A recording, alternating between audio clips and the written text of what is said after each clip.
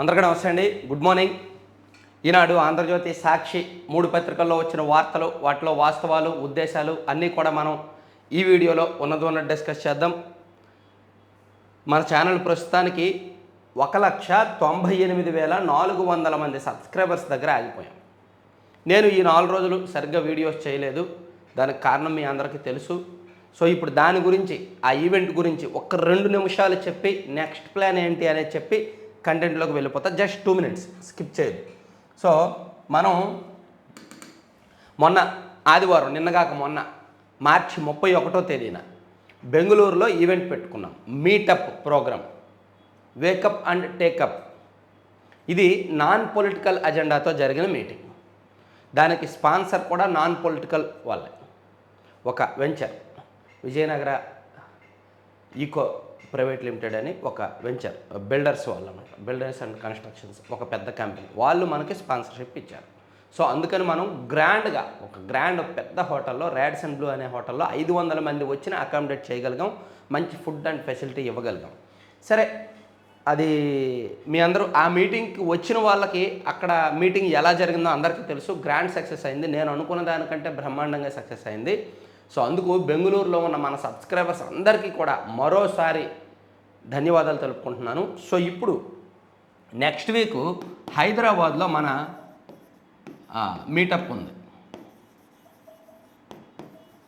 Same agenda, non political agenda. Only ఈ meeting agenda ఒకటి channel development, 2 state development. ఈ base మీదే మన మీటింగ్స్ జరుగుతున్నాయి తప్ప పొలిటికల్ ఏ పార్టీ వాళ్ళైనా రావచ్చు, నన్ను ఏమైనా అడగొచ్చు.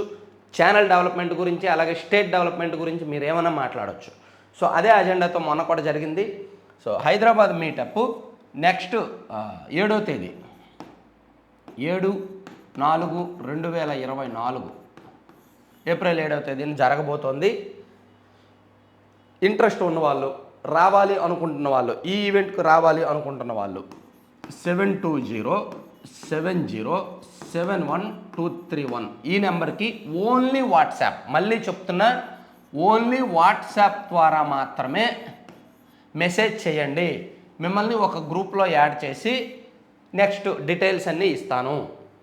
7207071231. ఇంకో విషయం ఏంటంటే, బెంగళూరు మీటప్కి వచ్చిన వాళ్ళు అందరూ ఎడ్యుకేటెడ్, వెల్ ఎడ్యుకేటెడ్, బాగా అత్యున్నత స్థాయిలో ఉండేవాళ్ళు. డాక్టర్లు వచ్చారు, ఇంజనీర్స్ వచ్చారు, సాఫ్ట్వేర్ ఎంప్లాయీస్ వచ్చారు, అదర్ ఎంప్లాయీస్ వచ్చారు, మొత్తం అన్ని రంగాల్లో ఉన్న మ్యాక్సిమం ట్యాక్స్ పేయర్స్ వచ్చారు. అటువంటి వాళ్ళే రావాలి. అటువంటి వాళ్ళు వస్తేనే మనకి మంచి చర్చ జరుగుద్ది, మంచి అవుట్పుట్ వస్తుంది. బెంగళూరు మీటింగు అందుకే సక్సెస్ అయిందని నేను మనస్ఫూర్తిగా నమ్ముతున్నా. సో హైదరాబాద్లో ఉన్న వాళ్ళు కూడా రండి, మాట్లాడదాం. నెక్స్ట్ సండే, ఈ రాబోయే సండే 7వ తేదీ హైదరాబాద్లో మీటప్ ఉంది. రావాల్సిన వాళ్ళందరూ దీనికి ఖచ్చితంగా మెసేజ్ చేయండి. డీటెయిల్స్ అన్నీ కూడా అందులో పోస్ట్ చేస్తా. మినిమం 400 to 500 మంది వస్తే మనం సక్సెస్ అయినట్టు. సో ఇంతమంది రావాలని కోరుకుంటున్నా. అంతకంటే ఎక్కువ మంది వచ్చినా ఓకే, నేను స్పాన్సర్స్ని వెతుక్కుంటా. ఏం లేదు, అంతకన్నా ఎక్కువ మంది వస్తే నాకు కొంచెం హెల్ప్ అవసరం అవుతుంది. అంతమంది నేను అకామిడేట్ చేయాలన్నా మంచి, ఒక్కరికి కూడా ఒక్క ఇబ్బంది కూడా లేకుండా చూసుకునే బాధ్యత నాది. నాన్ పొలిటికల్ స్పాన్సర్స్ని వెతికే బాధ్యత నాది. సరే, ఇక మెయిన్ కంటెంట్కి వెళ్ళిపోతున్నాను. ఇప్పటికే లేట్ అయింది. సో అది హైదరాబాద్ రావాల్సిన వాళ్ళు అయితే మెసేజ్ చేయండి. ఇక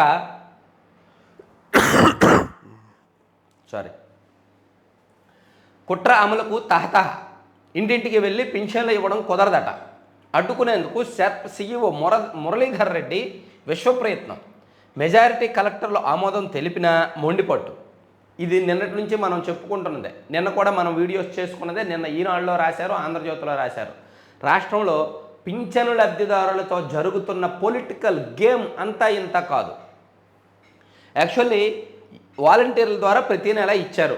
వాలంటీర్లు ఇప్పుడు పొలిటికల్ అజెండాగా పనిచేస్తున్నారు కాబట్టి, ఒక పార్టీ కార్యకర్తలుగా మారిపోయి పనిచేస్తున్నారు కాబట్టి, ఎలక్షన్ కోడ్ అమల్లో ఉంది కాబట్టి, వద్దు వాలంటీర్ల ద్వారా వద్దు, వేరే వాళ్ళ ద్వారా మీరు పంపిణీ చేయండి, వాలంటీర్ల ద్వారా ఇంటింటికి పెన్షన్ వద్దు అని ఈసీ ఉత్తర్వులు ఇవ్వడంతో వైసీపీ ప్రభుత్వం ఏం చేస్తుంది, వాలంటీర్లు ద్వారా వద్దన్నారు, చంద్రబాబు అడ్డుకున్నాడు, పెన్షన్ల పంపిణీ మీద చంద్రబాబు కుట్ర చేశాడు.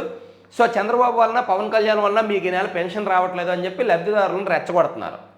లబ్ధిదారులు ఎవరైతే ఉన్నారో ముసలి ముతక వాళ్ళకి తెలియదు కదా, అన్ఎడ్యుకేటెడ్, వాళ్ళకి ఏం తెలిసిందంతా. సో వాళ్ళని టీడీపీ మీదకి, చంద్రబాబు మీదకి ఉసుగొలుపుతున్నారు, రెచ్చగొడుతున్నారు. యాక్చువల్లీ పెన్షన్ ఇవ్వాలి అంటే ఆల్టర్నేటివ్ మార్గాలు ఉన్నాయి. సెర్ప్ సిబ్బంది ద్వారా ఇవ్వచ్చు, అవసరమైతే అంగన్వాడీల ద్వారానో, టీచర్ల ద్వారానో, లేదంటే గ్రామ సచివాలయ సిబ్బంది ద్వారానో, ఎవరి ద్వారా అయినా ఇవ్వచ్చు. కానీ ఆల్టర్నేటివ్ మార్గం ఉన్నా సరే దాన్ని వెతకకుండా టీడీపీ వాళ్ళ మీదకి నెపం నెట్టేయడానికి ప్రయత్నిస్తున్నారనమాట. అందుకే కుట్ర అమలుకు తహతహ, ఒక కుట్ర పన్నారు, దాన్ని అమలు చేయడానికి తహతలాడుతున్నారు అని. సచివాలయ ఉద్యోగులు ఇంటింటికి వెళ్ళడం కొత్త, సచివాలయ ఉద్యోగులు ఇంటింటికి వెళ్ళడం ఇప్పుడే కొత్త అన్నట్టు వైకాపా ప్రభుత్వం అండ్ మురళీధర్ రెడ్డి హంగామా చేస్తున్నారు. కులగణన పేరుతో సచివాలయ ఉద్యోగులను ఇంటింటికి పంపి ప్రతి కుటుంబం సమాచారం సేకరించిన సంగతి అప్పుడే మర్చిపోయారా? అంత పెద్ద కార్యక్రమానికి ప్రభుత్వం మొదట్లో ఇచ్చిన గడువు వారమే కదా. అంతకన్నా పింఛన్ల పంపిణీ పెద్ద పనా? బెనిఫిషియరీ అవుట్ రీచ్ యాప్ పేరుతో లబ్ధిదారుల వివరాలు సేకరించేందుకు ఎన్నిసార్లు సచివాలయ ఉద్యోగులను ఇళ్లకు పంపలేదు? ఆ ఉద్యోగులతో జగన్ భజన చేయించేందుకు ఇంటింటికి పంపలేదా? వీటన్నింటినీ లేని ఇబ్బంది ఏ ఆదరవు లేని వృద్ధులు, వితంతువులు, ఒంటరి మహిళలు, దివ్యాంగులు ఇతర వద్దకు వెళ్ళి పింఛన్లు ఇవ్వడంలోనే వచ్చిందా? యాక్చువల్లీ సచివాలయ సిబ్బందిని చాలా కార్యక్రమాల కోసం ఇంటింటికి వెళ్ళడానికి వాడారు. సో అలాంటప్పుడు పింఛన్ల పంపిణీకి కూడా ఇంటింటికి వాళ్ళని పంపించవచ్చుగా. అంటే వాళ్ళు వాలంటీర్ల ద్వారా ఇప్పిద్దాం అనుకున్నారు, అది అవ్వలేదు కాబట్టి కుట్ర, ప్రతిపక్షాలు అడ్డుకుంటున్నాయి అని వాళ్ళ మీదకు తోసేశారు. వాలంటీర్ల ద్వారే పంచాలని రూల్ లేదు కదా. సచివాలయ సిబ్బంది ద్వారా పంచవచ్చు, ఎవరి ద్వారా అయినా పంచవచ్చు. కానీ వైసీపీ ఇది అందరికీ తెలియదు. ఇప్పుడు ఈ కుట్ర అర్థం చేసుకోవడం అందరికీ తెలియదు. ఎవరైతే పెన్షన్ లబ్ధిదారులు ఉంటారో, పేదలు, వితంతులు, వృద్ధులు ఎవరైతే ఉంటారో వాళ్ళకి కుట్ర గురించి తెలియదు. వాళ్ళకి ఏంటి, నెల 1వ తేదీ వచ్చేసరికి మాకు పెన్షన్ వచ్చిందా లేదా, రాలేదు, ఎవరి కారణం, చంద్రబాబు కారణం, ఓకే ఓటేయొద్దు, అటువంటి కుట్రలో వైసీపీ ఉంది. సో అందుకు టీడీపీ కూడా డిఫెన్స్లో పడింది. సో టీడీపీ కూడా ఆ ప్రచారం టీడీపీ మీదకి నెట్టేయడంతో టీడీపీ కూడా డిఫెన్స్లో పడి ఇంటింటికి వెళ్ళి పెన్షన్ పంపిణీ చేయండి, ఈ నెల 5వ పంపిణీ పూర్తి చేయాలి, పెన్షన్ల కోసం సచివాలయాలకు వెళ్లాలని ఉత్తర్వులు రద్దు చేయాలి, చంద్రబాబుపై తప్పుడు ప్రచారం చేసిన వైకాపా నేతలను అరెస్ట్ చేయాలి, సిఎస్ జవహర్ రెడ్డికి తేదాపా నేతల విజ్ఞప్తి. అక్కడేమో రెస్పాన్స్ ఉండదు, కాకపోతే వీళ్ళ పాత్ర వీళ్ళు, ఇదిగో మాకేమి సంబంధం లేదు, మీరు సచివాలయ సిబ్బంది ద్వారా పంపిణీ చేయండి, మేమేం అడ్డుకోవట్లేదు, వీళ్ళు అడ్డుకుంటున్నారు అని వైసీపీ క్షేత్రస్థాయిలో ప్రచారం చేస్తుంది కదా. సో దానికి కౌంటర్గా వీళ్ళు మేమేం అడ్డుకోవట్లేదు, మీరు సచివాలయ సిబ్బంది ద్వారా చేయండి అని చెప్పి వీళ్ళు సిఎస్కి వినతిపత్రం ఇచ్చారు. అలాగే చంద్రబాబు గారు కూడా దాని మీద నేను టెలికాన్ఫరెన్స్ నిర్వహించారు. ఇంటి వద్ద పెన్షన్ ఇవ్వకపోవడం వైకాపా కుట్రే, ఖజానా ఖాళీ చేసి తెదేపాపై దుష్ప్రచారం, విమర్శలను తిప్పికొట్టండి, నేతలతో చంద్రబాబు టెలికాన్ఫరెన్స్. ఈ వ్యవహారం అంతా కూడా చదువుకున్న వాళ్ళకి, ట్యాక్స్ పేయర్స్కి, మన ఛానల్ సబ్స్క్రైబర్స్లో 90% మందికి తెలుసు, కానీ ఒక 10% మందికి తెలియదు. అలాగే పింఛన్ లబ్ధిదారుల్లో 90% మందికి తెలియదు. దీని వెనక జరుగుతున్న కుట్ర ఏంటి, దీని వెనక జరుగుతున్న రాజకీయం ఏంటి, ఈసీ ఎందుకు ఆ ఉత్తర్వులు ఇచ్చింది, వాలంటీర్లు అలా దిగజారారు కాబట్టేగా ఈసీ ఉత్తర్వులు ఇచ్చింది, వాలంటీర్లు ఒక పార్టీ కార్యకర్తలు కాబట్టే కదా ఈసీ ఉత్తర్వులు ఇచ్చింది, అదంతా కూడా లబ్ధిదారులకు తెలియదు, అంత ఆలోచన శక్తి ఉండదు. సో వాళ్ళని చైతన్యం చేయాల్సిన పని ఇప్పుడు వీళ్ళ మీద, టీడీపీ వాళ్ళ మీద పడిందనమాట. సో అది మొత్తం అన్ని పత్రికల్లో అదే బ్యానర్ వార్త. ఇదిగో పింఛన్లపై వంచిన వైసీపీదే, వాలంటీర్లపై ఈసీ నిర్ణయాన్ని కారణం వైసీపీనే, వారిని సొంత కార్యకర్తల్లాగా వాడుకుంటున్న పార్టీ, వైసీపీకి బ్రాండ్ అంబాసిడర్లు అని చెప్పిన జగన్ ఎన్నికలకు 2 నెలల ముందు నుంచే పార్టీ సేవలోకి, రాజీనామాలు చేసేయాలని ఎప్పుడో ఆదేశాలు, అవ్వాతాతలు కాదు అధికారమే ముఖ్యం. ఈ సంగతి గతంలోనే బయటపెట్టిన ఆంధ్రజ్యోతి. తాజాగా మరింత ఊపందుకున్న రాజీనామాలు, విపక్షాలపై విషం చిమ్మిపోవాలని సూచనలు. 1.26 లక్షల మంది, 1,26,000 మంది సచివాలయ ఉద్యోగులు, వారి చేత ఇంటింటికి పెన్షన్ ఇప్పించలేరా?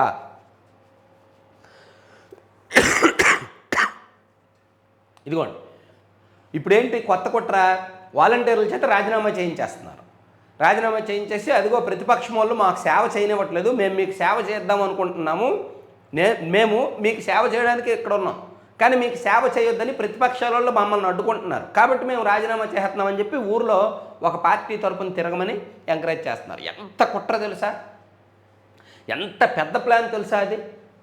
అంటే ఒక సింపతి కొట్టేసి ఒక పక్కా ప్రణాళిక ప్రకారం అమలు చేయడానికి వైసీపీ సన్నాహాలు చేస్తోంది.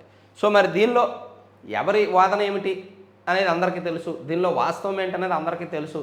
దీనిలో వైసీపీ వాళ్ళు ఏమంటారు, మరి వాలంటీర్లు అయితే 2.5 లక్షల మంది ఉన్నారు కదా, వాళ్ళ ద్వారా 1 రోజు 2 రోజుల్లో పెన్షన్లు పంపిణీ చేయొచ్చు కదా అంటారు. సచివాలయ ఉద్యోగులు వాళ్ళలో సగం ఉన్నారు, వాళ్ళ దగ్గర కూడా లబ్ధిదారుల డేటా ఉంటుంది. సో వాళ్ళు కూడా ఇంటింటికి గతంలో వెళ్ళిన వాళ్ళే, వాళ్ళ చేత పంపిణీ చేస్తే 2 రోజుల్లో అవ్వాల్సింది 4 రోజుల్లో అవుద్ది. 4 రోజుల్లో పంపిణీ చేయొచ్చుగా. ఎందుకు వాళ్ళని సచివాలయాలకు రమ్మని చెప్పడం? అంటే వాళ్ళని కావాలని కష్టపెట్టి, లబ్ధిదారులను కావాలని కష్టపెట్టి, మీ కష్టానికి కారణం చంద్రబాబే, సో అతనికి ఓటేయొద్దు అని ప్రచారం చేస్తున్నారు. వాడు అనే పదాలే వాడుతున్నారు. నాకు నిన్న ఒక వీడియో వచ్చింది. ఒక సచివాలయ ఉద్యోగి, ఒక వాలంటీరు, వాడు చంద్రబాబు ఆపేశాడు మీకు పెన్షన్. ఒక ముసలమ్మ ఏంటి అని అడిగితే వాడు చంద్రబాబు ఆపేశాడు మీకు పెన్షన్ రాకుండా అడ్డుకున్నాడు, ఓటు వేయొద్దు అడిగి అని చెప్తున్నారనమాట. అంత దుర్మార్గ ప్రచారం జరుగుతుంది. సో అందుకే ఈ పెన్షన్ విషయంలో మొత్తం కుట్ర మొత్తం అంతా కూడా.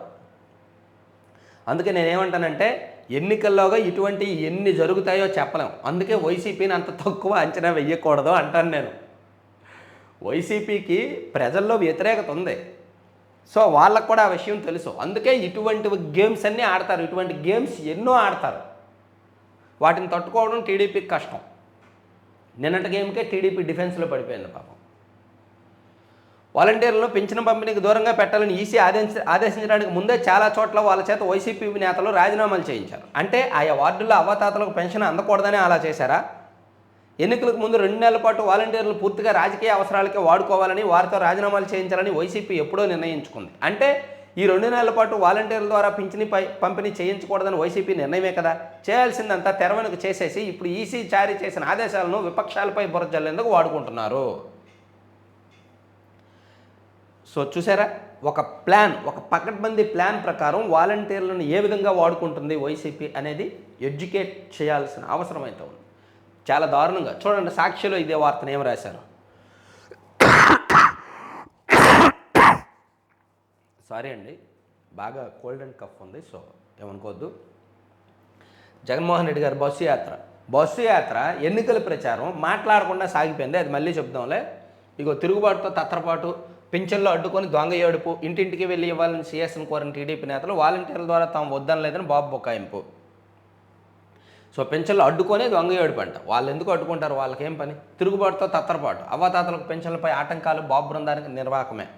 పింఛన్ల పంపిణీపై వాలంటీర్లకు వ్యతిరేకంగా ఫిబ్రవరి 1న ఈసీకి అచ్చన్న ఫిర్యాదు. సో ఇది సాక్షిలో రాశారనమాట. సరే, ఇక వేరే టాపిక్కి వెళ్ళిపోతాను. ఇదే యాక్చువల్లీ ఈరోజు పెద్ద టాపిక్. దానిలో జరుగుతున్న కుట్రే పెద్ద టాపిక్. ఇక వేరే వార్తకు వెళ్ళిపోతే, జగన్ అక్రమాస్తుల కేసుల విచారణలో జాప్యానికి కారణం ఏంటి? అఫిడవిట్ వేయాలని చెప్పినా స్పందించలేదేం? సిబిఐ నిలదీసిన సుప్రీంకోర్టు. 4 వారాల్లోపు అఫిడవిట్ దాఖలు చేయాలని స్పష్టీకరణ. సో జగన్మోహన్ రెడ్డి గారి అక్రమాస్తుల కేసు విచారణ లేట్ అవుతుంది. ఎందుకు లేట్ అవుతుంది అని మీరు అఫిడవిట్ వేయమన్నా సరే మీరు ఎందుకు వేయట్లేదు అఫిడవిట్? 4 వారాల్లోగా మాకు మీరు ప్రమాణపత్రం దాఖలు చేయండి అని చెప్పి సుప్రీంకోర్టు నిన్న సిబిఐని సీరియస్గా అడిగింది.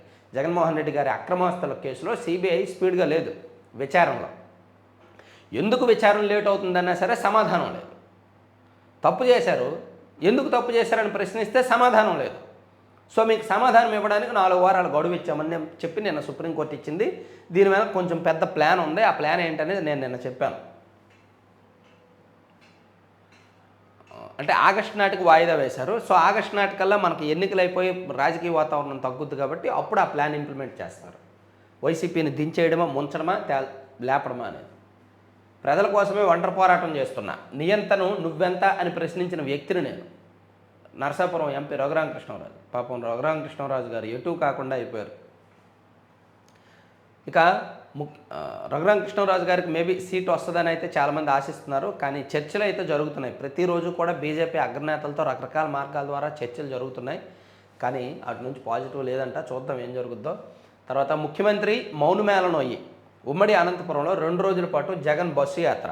ఒక్క మాట మాట్లాడలేదని వైకాపాలోనూ అసంతృప్తి. 5 ఏళ్లలో కరువు జిల్లాకు చేసిందేమీ లేకపోవడంతోనేనా ఇది పరిస్థితి. 180 కిలోమీటర్లు ఉమ్మడి అనంతపురం జిల్లాలో జగన్మోహన్ రెడ్డి గారు 180 కిలోమీటర్లు ట్రావెల్ చేశారు. కానీ ఒక్క చోట కూడా మాట్లాడలేదు. యాక్చువల్లీ మాట్లాడాలి కదా, పబ్లిక్ మీటింగ్ పెట్టాలి కదా. కానీ పబ్లిక్ మీటింగ్ పెట్టలేదు, మాట్లాడలేదు. బహుశా స్క్రిప్ట్ రాలేదేమో, ఏం మాట్లాడనే స్క్రిప్ట్ రాలేదేమో, లేదా అక్కడ జనం రాలేదేమో.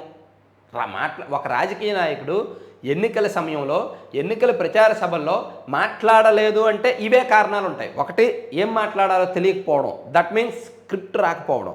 2, అక్కడ ప్రజలకు మనం ఏమీ మంచి చేయలేదు, సో జరిగిన మంచి చెప్పలేము అనే ఉద్దేశం కావచ్చు. 3, అక్కడ జనం లేరనేమో, లేకపోవచ్చు.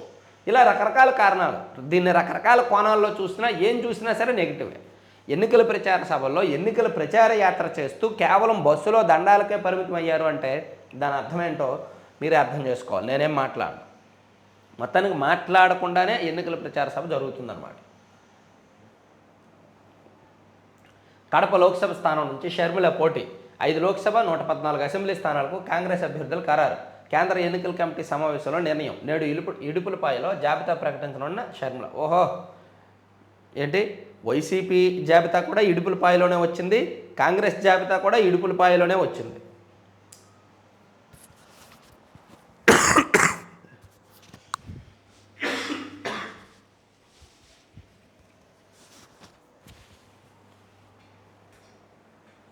సీనియారిటీ ఉందని నర్సును సర్జన్ చేస్తారా? సానుభూతి సమన్యాయం పేరుతో విద్యాసంస్థల్లో పదోన్నతులు సరికాదు. బోధనేతర సిబ్బందిని ప్రిన్సిపల్గా నియమించడంపై లోతుగా పరిశీలించాలి హైకోర్టు. జనసేనలో చేరిన మండల బుద్ధప్రసాద్, నిమ్మక జయకృష్ణ, ఇంకొద్దరు కూడా. అంటే టీడీపీలో ఇన్నాళ్ళు ఉండి టికెట్ రాని వాళ్ళు జనసేనలోకి వెళ్ళి జనసేన టికెట్ తెచ్చుకుంటున్నారు. Avanigadda actually Janasena party ticket ఏదో బండిరెడ్డి రామకృష్ణ గారు ఆశించారు, తర్వాత వంగవీటి రాధా గారికి ఇస్తారని ప్రచారం జరిగింది, రకరకాల చర్చలు జరిగాయి. కానీ చివరికి మండల బుద్ధప్రసాద్ గారికి మేబీ టికెట్ ఇస్తారేమో, ఆయన అయితే జనసేనలో జాయిన్ అయ్యారనమాట. తర్వాత ప్రభుత్వ ఉద్యోగుల వైకాపా నాయకుల కోడ్ ఉన్న వైకాపాకు మద్దతుగా సచివాలయ ఉద్యోగుల సంఘం అధ్యక్షుడు వెంకటరామరెడ్డి సమావేశాలు. ఇదే బాటలో కొందరు ఉద్యోగ నేతలు. ప్రతిపక్షాలపై సలహాదారు చంద్రశేఖర్ రెడ్డి విమర్శలు. ఫిర్యాదులు చేసినా పట్టించుకొని ఎన్నికల సంఘం. అది ఉద్యోగ సంఘాల నాయకులు ప్రభుత్వ భజనలో తరిస్తున్నారంట. అందుకే వాళ్ళకి పెన్షన్లు సిపిఎస్ రద్దు చేశారు కదా, అడిగిన వెంటనే సిపిఎస్ రద్దు చేసింది కదా ఈ ప్రభుత్వం, ఓపీఎస్ తెచ్చేసింది కదా, ప్రతి నెల 1వ తేదీనే జీతాలు పడిపోతున్నాయి కదా, డిఏలు ఏం పెండింగ్ లేవు కదా, అసలు ఉద్యోగులకు ఎటువంటి కష్టం లేవు కదా, అరియర్స్ డిఏలు టీఏలు ఏమీ పెండింగ్ పెట్టట్లేదు కదా. కాబట్టి ఉద్యోగులందరూ కూడా ఊళ్ళలోకి వెళ్ళి ప్రభుత్వం తరపున ప్రచారం చేస్తున్నారు. ఈ ప్రభుత్వం చేసిన మంచి ఎవరూ చేయలేదుగా, అందుకే చేస్తున్నారనమాట. జగనన్న గూడు పొట్టానే ప్రభుత్వ ఆస్తులు అమ్మి మరీ అస్మదేయులకు చెల్లింపులు. ఇళ్ల స్థలాలకు భూములు ఇచ్చిన రైతులకు మాత్రం మొండిచాయి. 1150 కోట్లు బకాయిలు పడిన సర్కారు. 4 ఏళ్లుగా కాళ్ళు అరిగేలా తప్పించుకుంటున్న పోయిన. ఇళ్ల స్థలాల కోసం కొంతమంది రైతుల దగ్గర భూములు తీసుకున్నారు కదా, ఆ రైతులకు ఇప్పటికీ డబ్బులు ఇవ్వాల. 1150 కోట్లు బకాయి. ఇళ్ల స్థలాలు ఇవ్వడానికి నియోజకవర్గాల్లో రైతుల నుంచి భూములు కొన్నారు, తక్కువ రేటుకు కొనేసి దాని మీద అవినీతి చేశారు, సొమ్ము చేసుకున్నారు. కానీ ఆ డబ్బులు ఇప్పటికీ రాలేదంట. పెద్దాపురం మండలం కుట్టుమూరు గ్రామానికి చెందిన ఓ మహిళ పేరిట 29 సెంట్లు వ్యవసాయ భూమి ఉంది. దీన్ని 4 ఏళ్ల క్రితం బ్రహ్మానందపురం జగనన్న లేఅవుట్ కోసం అధికారులు సేకరించారు. ఆమెకు సుమారు 16 లక్షలు చెల్లించాల్సి ఉన్నా ఇప్పటికీ మంజూరు చేయలేదు. స్పందన కార్యక్రమంలో పలు దఫాలు కలెక్టర్కు ఫిర్యాదు చేసినా ఫలితం లేదు. బిల్లు అప్లోడ్ చేసినట్టు చూపుతున్నారే తప్ప డబ్బులు మాత్రం జమ కావడం లేదని బాధితురాలు ఆవేదన వ్యక్తం చేస్తోంది. ఇది పరిస్థితి.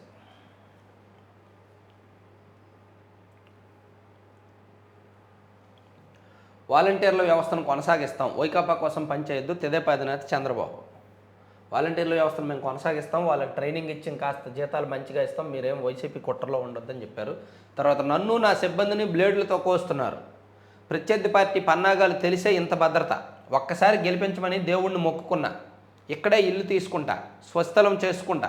జనసేన అధినేత పవన్ కళ్యాణ్ వెల్లడి. 100 మంది వరకు నాయకులు జనసేనలో చేరిక. ఇదిగోండి, పిఠాపురం నియోజకవర్గంలో ప్రజలందరినీ కలవాలనేది నా కోరిక. ఇక్కడున్న 2 లక్షల పైచిలకు జనాభాలో ప్రతి ఒక్కరితో ఫోటో తీయించుకోవాలనుకుంటున్నాను. కానీ భద్రతా కారణాల వల్ల ఇబ్బంది వస్తోంది. జనం ఎక్కువ మంది పోగైనప్పుడు కిరాయి మోకల చొరబడి సన్నని బ్లేడ్లు తీసుకొచ్చి నన్ను నా సిబ్బందిని కోసి గాయపరుస్తున్నారు.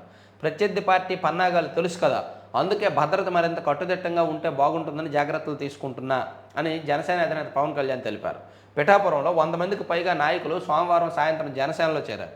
వారందరికీ కండువాకప్ప ఆహ్వానించిన జనసేనని ఈ సందర్భంగా మాట్లాడుతూ మీకోసమే ఇక్కడికి వచ్చానని, అందరికీ అందుబాటులో ఉంటానని అన్నారు. సో పవన్ కళ్యాణ్ గారు నిన్న పిఠాపురంలో మాట్లాడారు. ప్రస్తుతానికి ఆయనకు ఫీవర్ వచ్చిందంట, రెస్ట్లో ఉన్నారు. మళ్ళీ ఎన్నికల ప్రచారం మొదలు పెడతారు. వాలంటీర్లు వైకాపా బాధితులే. ఇంటింటి ప్రచారంలోకి దిగాలని ఒత్తిళ్లు, బెదిరింపులు.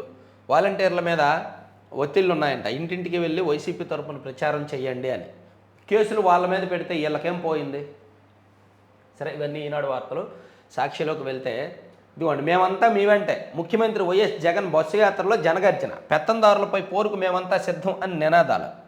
ఆయన మాట్లాడలేదంట, కానీ జనం మాట్లాడేశారంట. జనసందోహంలో ఓ భాగం సత్యసాయి జిల్లా కదిరిలో ముఖ్యమంత్రి వైఎస్ జగన్కు స్వాగతం పలుకుతున్న అశేష జనసందోహంలో ఓ భాగం. నేను కూడా వేస్తా సాయంత్రం బెంగళూరు మీటప్లో పాల్గొన్న అశేష జనసందోహంలో ఓ భాగం.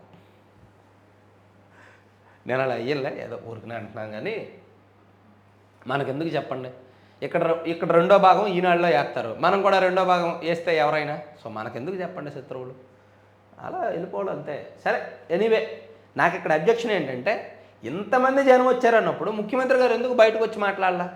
ముఖ్యమంత్రి గారు ఎందుకు, అరే నేను మీకోసం ఇలా చేశాను, మీరు నా కోసం ఓట్లు వేయండి అని ఎందుకు అడగలా? సో అన్ని చోట్ల అడిగిన ముఖ్యమంత్రి గారు ఈ జిల్లాలో మాత్రం ఎందుకు అడగలా? ఎన్నికల ప్రచార సభల్లోనే కదా ముఖ్యమంత్రి గారు పాల్గొంటున్నారు. ఎన్నికల ప్రచారం నిమిత్తమే కదా ముఖ్యమంత్రి గారు బస్సు యాత్ర చేస్తున్నారు. ఎన్నికల ప్రచారంలో ఒక పార్టీ అధినేత, ఒక ముఖ్యమంత్రి ఎన్నికల సమయంలో మాట్లాడకుండా ఉంటారా? మరి ఎందుకు మాట్లాడలేదు? బహుశా ఏమైనా గొంతు నొప్ప, థ్రోట్ ఏమైనా ఇన్ఫెక్షన్ వచ్చిందా? మేబీ అది కూడా కారణం కావచ్చు. మాట్లాడలేకపోయారేమో, మాట్లాడే పరిస్థితిలో లేరేమో. మొత్తానికి జనం అయితే ఇదిగోండి అశేష జనసందోహం వచ్చారు, ఆ జనసందోహంలో ఓ భాగం వేశారు. అయితే ఇక్కడ ట్విస్ట్ ఏంటంటే, ముఖ్యమంత్రి గారు మాట్లాడకపోయినా జనం మాట్లాడారంట. ఏదైతే ఈ సాక్షి స్క్రిప్ట్, ఐపాక్ స్క్రిప్ట్ ఉందో అదంతా జనం మాట్లాడినట్టు రుద్దేశారు.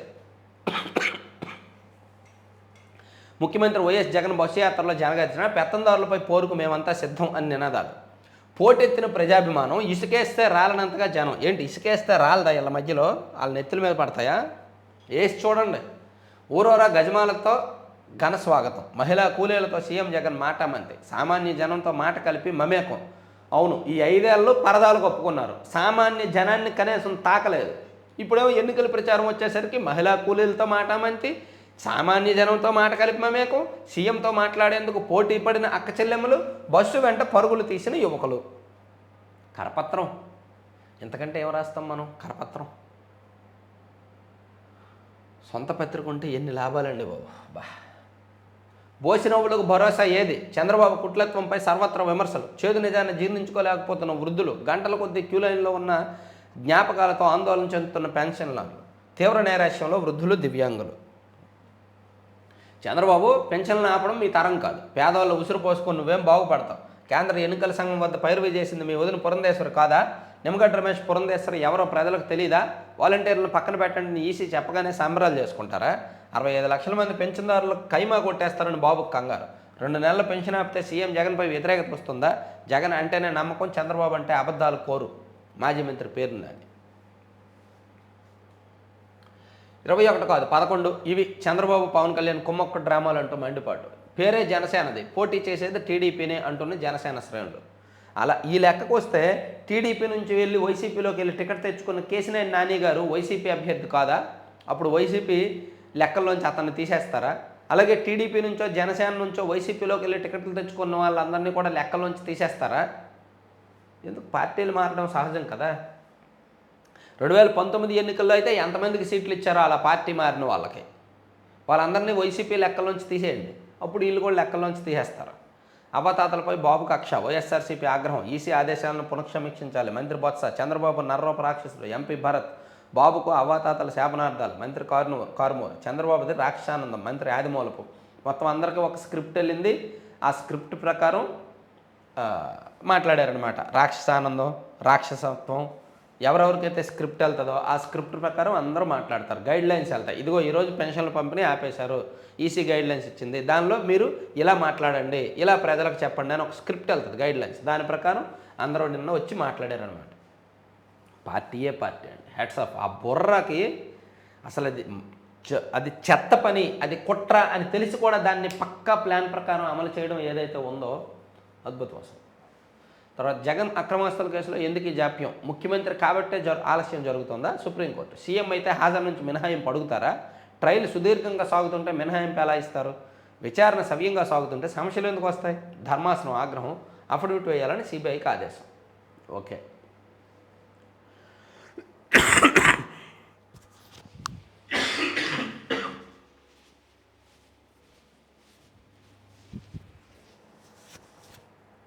నన్ను బ్లేడ్తో కోస్తున్నారు, ఇందాక చెప్పుకున్నాం కదా. సో అది సెపరేట్గా చేయాల్సిన ఇష్యూనే, నేను ఒకసారి సెపరేట్గా వీడియో చేస్తా. తర్వాత అభివాదాలతోనే సరే రోజంతా మూగమోం పట్టిన జగన్, మండు టెంట్లకు మాడిన జనం, యాత్ర దారికి అడ్డంటూ చెట్లు నరికివేత, విద్యుత్ వైర్లు తొలగింపు. ఓహో, ఇప్పటికీ జరుగుతున్నాయా చెట్లు నరికివేతలు? జరగని, జీవితాంతం చెట్లు నరికేయండి. ఇంకొక 5 సంవత్సరాల్లో ఆంధ్రప్రదేశ్లో చెట్లు అనేవి లేకుండా చేసేయండి. ఎన్నికల వేళ షాకులే, జనంపై 1148.72 కోట్ల ట్రూ అప్ భారమా. కడప బరిలోనే షర్మిల, లోక్సభ పోటీ ఖరారు, ఢిల్లీలో కాంగ్రెస్ ఈసీ భేటీ, కేజ్రీవాల్ తిహాడ్ జైలుకు. ఓకే, ఇదో బొమ్మల కథ. స్క్రీన్ ప్లే డైరెక్షన్ అధికారులు, నిర్మాత మాత్రం జనం ఖజానా. ఎన్నికలు కూడా అమల్లో ఉంది. నెక్స్ట్ ఏ ప్రభుత్వం వస్తుందో తెలియదు. అయినా సరే జూన్ నెలలో ఎన్నికల ఫలితాలు వచ్చిన తర్వాత పంపిణీ చేయడానికి విద్యా కానుకలు రెడీ చేస్తున్నారు. ఒకవేళ అక్కడ గవర్నమెంట్ మారితే ఈ విద్యా కానుకలు, ఈ రంగులు, ఈ బొమ్మలు అన్నీ వేస్టే కదా, ప్రజాధనం వేస్టే కదా. ఎంత దుర్మార్గం చూడండి. జూన్లో మొదలయ్యే విద్యా సంవత్సరానికి విద్యా కానుకలతో జగన్ బొమ్మలు, పేర్లు, బ్యాగులు, బెల్టులపై అదే పేరుతోనే లోగోలు, నోట్ పుస్తకాలపైన ముఖ్యమంత్రి ఫోటోలు, ఎన్నికల వేళ బొమ్మలతోనే కిట్లు తయారీ, వీటి కోసం 1000 కోట్లకు పైగా ప్రజాధనం ఖర్చు. ఎన్నికల్లో వైసీపీ ఓడితే వీటిని ఏం చేస్తారు? చెరిపేందుకు వీలు లేకుండా ముద్రణ, రాతలు. చూసారా, 1000 కోట్లు వేస్ట్ అవుతుంది. ఇది తప్పే కదా. నెక్స్ట్ ఏ ప్రభుత్వం వస్తుందో తెలియదు కదా. అందుకని ఇప్పటి నుంచే ఎలా ముద్రిస్తారు ఆ బొమ్మలేసి? ఒకవేళ టీడీపీ గవర్నమెంట్ వచ్చిందనుకోండి, ఇవి వాళ్ళు పంచరు కదా. టీడీపీ జనసేన గవర్నమెంట్ వస్తే జగన్మోహన్ రెడ్డి గారి బొమ్మలను వాళ్ళు ఎందుకు పంచుతారు? ఇవేం పదోన్నతులు, ప్రిన్సిపాల్గా లైబ్రరీలు, పీడీలా. సరే, ఇందాక చెప్పుకున్నాము. సో ఓవరాల్గా ఇవి 3 పత్రికల్లో ఉన్న అంశాలు. ఇంకా కొన్ని వేరే అంశాలు కూడా ఉన్నాయి. అవన్నీ కూడా మనం నెక్స్ట్ వీడియోలో ఇంకా డీటెయిల్డ్గా మాట్లాడదాం. Thank you very much. చివరి వరకు చూసిన వాళ్ళు కామెంట్ చేయండి, లాస్ట్ వరకు చూసాము అని. అలాగే హైదరాబాద్ మీటప్కు వస్తాను అని ఇంట్రెస్ట్ ఉన్న వాళ్ళు కూడా ఒకసారి నేను ఇందాక నెంబర్ ఇచ్చాను కదా, 720707123 ఆ నెంబర్కి వాట్సాప్లో మెసేజ్ చేయండి. Thank you very much. Thank you.